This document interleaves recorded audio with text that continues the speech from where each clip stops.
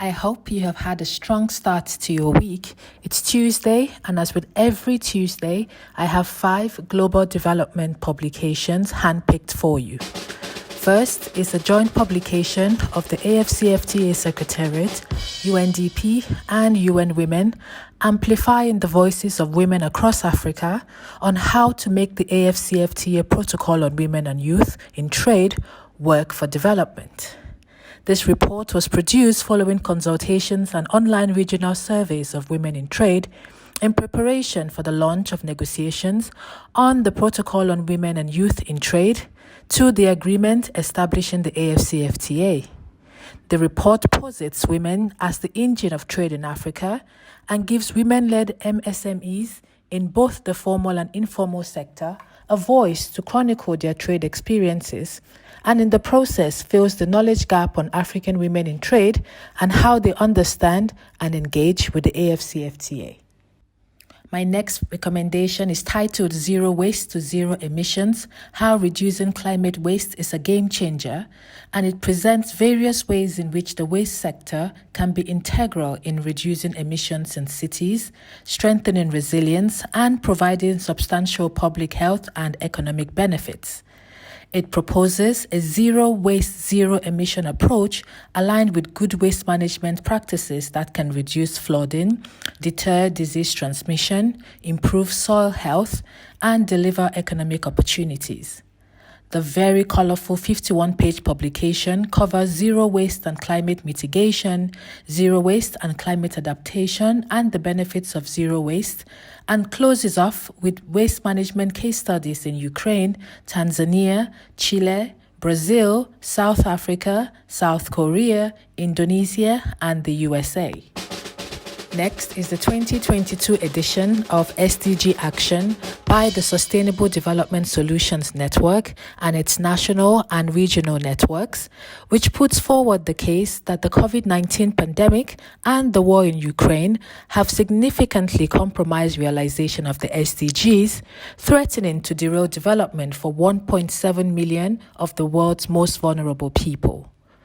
To ensure that societies achieve equitable and sustainable development for all people everywhere, the report advocates for 1. Protecting open democratic societies, 2. Tackling illicit financial flows, which calls for an urgent and moral duty to expose and curtail the movement of ill-gotten gains, 3. Funding those with the greatest need, 4. Positioning education as the enabler for sustainable development, and 5. Reversing the destructive forces of inequality. Number 4 is the African Women's Report for 2021 on digital finance ecosystems as pathways to women's economic empowerment in Africa. The report perceives digital innovations as pivotal in advancing women's economic empowerment and notes that digital finance, in particular, can transform the lives and livelihoods of women, girls, and others who are excluded from traditional financial institutions.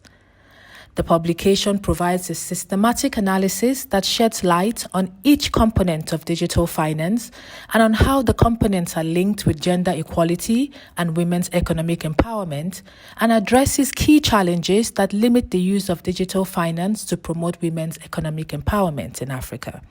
These challenges include, number 1, the region's lack of an enabling environment for digital connectivity, 2, shortage of prerequisite skills in digital and financial literacy, with only around 12% of women possessing digital finance-related ICT skills. And 3, exclusion of women from conventional financial institutions and products, with only 33% of women holding a formal bank account compared with 43% of men. Finally is the May 2022 Insight Report by the World Economic Forum and Schwab Foundation in collaboration with Deloitte that brings to the fore what it refers to as the social economy, referring to social enterprises, cooperatives, and innovative entrepreneurial nonprofits that prioritize social and environmental value and work with groups who face barriers because of gender, race, ability, and economic class.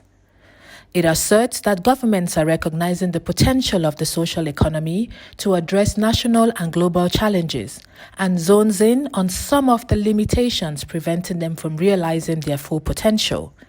It suggests shifts that are needed to unlock the potential of the social economy and outlines concrete policy priorities that governments can develop to build more inclusive, resilient economies. That's it from me. Have a wonderful week and stay safe, everyone.